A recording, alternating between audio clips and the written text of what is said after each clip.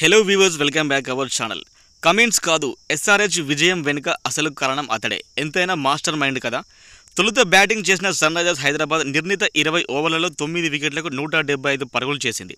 Heinrich Klaasen 34 బంతుల్లో 4 ఫోర్ల సహాయంతో half century రాణించాడు. అనంతరం రాజస్థాన్ రాయల్ నిర్ణీత 20 ఓవర్లలో 7 వికెట్లకు 139 పరుగులు చేసి ఓటమి పాలైంది. సన్ రైజర్స్ హైదరాబాద్ ఐపీఎల్ 2024లో ఫైనల్లోకి దూసుకెళ్లింది. 2018 తర్వాత మళ్లీ ఫైనల్కు చేరడం సన్ రైజర్స్ హైదరాబాద్కు ఇదే తొలిసారి.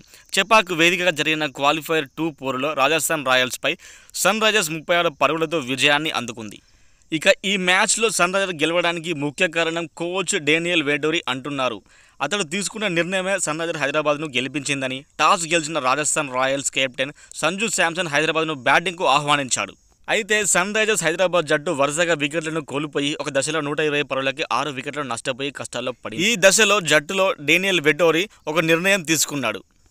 తుది జట్టులో లేని షాబాద్ అహ్మద్ను ఇంపాక్ట్ ప్లేయర్గా తుది జట్టులోకి తీసుకున్నాడు. ఆ సమయంలో ఈ నిర్ణయం సన్ రైజర్స్ అభిమానులను విస్మయానికి గురిచేసింది. అయితే ఈ నిర్ణయమే సన్ రైజర్స్ విజయానికి కారణమైంది. క్లాసెన్, షాబాజ్ కలిసి 7వ వికెట్కు 43 పరుగుల విలువైన భాగస్వామ్యాన్ని నెలకొల్పారు. బ్యాట్తో పెద్దగా రాణించలేకపోయినా బంతితో మెరిశాడు షాబాద్. 8వ ఓవర్లో బౌలింగ్కు వచ్చిన షాబాద్ అహ్మద్ కీలకమైన యశస్వి జైస్వాల్ వికెట్ను సాధించాడు. అనంతరం 12వ ఓవర్లో ఫామ్లో ఉన్న రియాన్ పరాగ్ అశ్విన్లను అవుట్ చేశాడు. దాంతో మ్యాచ్ సన్ రైజర్స్ వైపు మలుపు తిరిగింది.